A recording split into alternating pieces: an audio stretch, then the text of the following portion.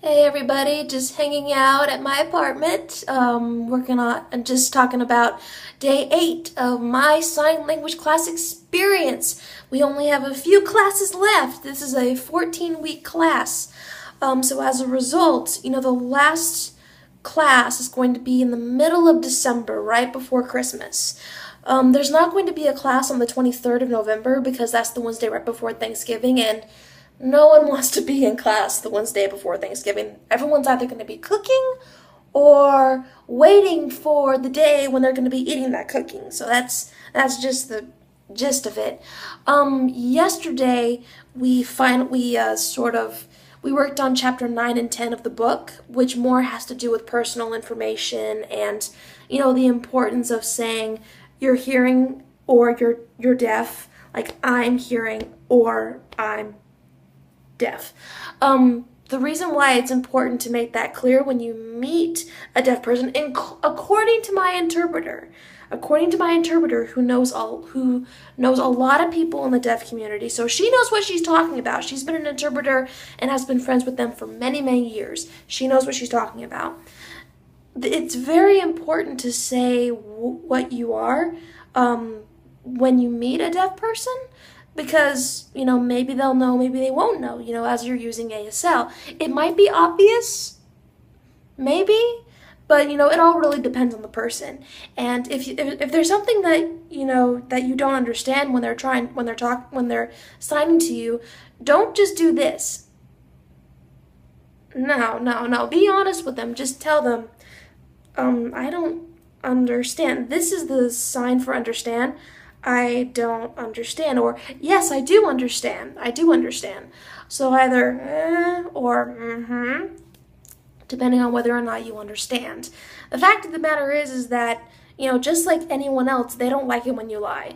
Just relax, be yourself, and if you need something to be repeated, or if you didn't understand, let them know. I'm sure they'd be able to help. I mean, a lot of the from what I can understand, a lot of the members of the deaf community are pretty cool. A lot of them are really, really cool. I like to think that human beings try to be cool and awesome, but there are some that that decide to do bad things. But that's just that's you just gotta make sure to stick with the ones who are going to help you. But that's another talk for another time. Our interpreter talked about something very interesting that kind of boggled my mind a little bit. Alexander Graham Bell, we all know Alexander Graham Bell, he was very much against the use of signs, ASL, in schools. He was also against the idea of a deaf person and a deaf person mating, getting married and having a kid of their own, because he was under the impression that, their kids were going to be born deaf. That's not always the case. That's really not always the case. And, for a time, ASL wasn't even allowed in schools. And there are still some schools out there that still aren't allowing it. And there really are some schools who use ASL right now that want to go back to just doing oral. That being that, if you're deaf, you're not allowed to sign, and you can only speak orally. You may be deaf or hard of hearing, but who cares, apparently? And the schools who have that train of thought, their reasoning is, if you can orally communicate, you have a better chance of surviving. And I don't really agree with that at all. Obviously, this sign language class has been a very humbling experience, and from what I've learned and from what I've seen, it's not the end of the world if you know how to sign. If anything, I encourage everybody to learn signing after everything I've learned, after all the humbling that I've been through learning all these things. I highly recommend it. And I really wish that, schools weren't actually considering going back to not signing. Like, oh, you have to communicate orally to survive. No. You can use both.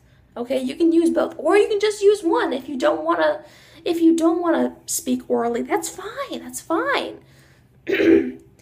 some of those who are hard of hearing or deaf might not want to speak, based on, childhood experiences. I mean, I can't really speak for them specifically. I'm just repeating what my interpreter said. But, however you want to communicate, whether it's orally or sign language, you do what you know is right. And if you know it, and what you know is right is orally or ASL. Go for it. It's not like they're illegal, immoral, or indecent or anything. If they were, I'd be very concerned. But they're really not. They're really not. So these next few weeks are going to be packed and exciting, and I can't wait. I just wanted to go ahead and describe what happened yesterday. You're all beautiful, and I'll see you in the next video. Take care.